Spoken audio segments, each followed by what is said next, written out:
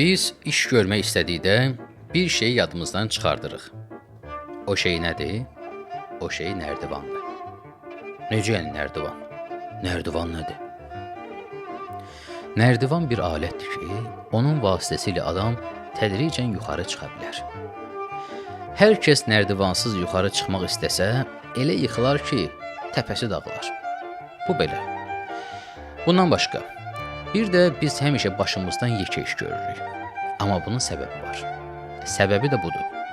Qonşularımız sıçan boyda iş gördükdə biz yatmışdıq. Sonra onların işi böyüyüb, keçi boyda olanda da biz yatmışdıq.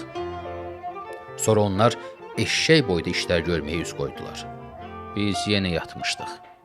Qonşularımızın eşşək boyda olan işi irəliləyib camış yekəlikdə oldu.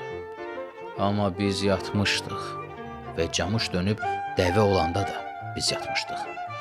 Biz ancaq o vaxt oyandıq, nə vaxt ki, qonşularımız fil boyda iş görməyə başladılar.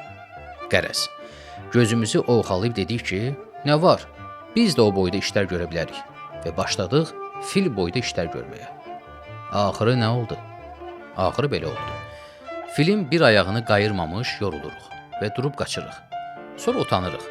Deyirik, gəlin təzədən başlayaq. Ancaq burasını iqrar eləyim ki, filə gücümüz çatmır. Deyirik ki, ondan balacasını qayıraq. Fildən balaca nədir? Əlbəttə dəvə. Qərar qoyuruq ki, dəvə boyda qayıraq. Başlayırıq. Amma yenə dəvənin ayağı tamam olmamış, yorulub qaçırıq. Sonra yenə yığılırıq. Deyirik ki, dəvə iridir. Ondan balacası nədir? Camışdır. Başlayırıq camış boyda iş görməyə. Lakin camışa da gücümüz çatmır. Aşağı enirik. Halbuki qonşular fildən yuxarı çıxırlar. Deyirik ki, eşşək boyda iş görək. Amma eşşək də bizə güc eləyir. Tuturuq keçini, görürük ki, yox. Keçiyə də tab getirə bilmirik. Onda məsləhəti qoyuruq sıçan üstünə.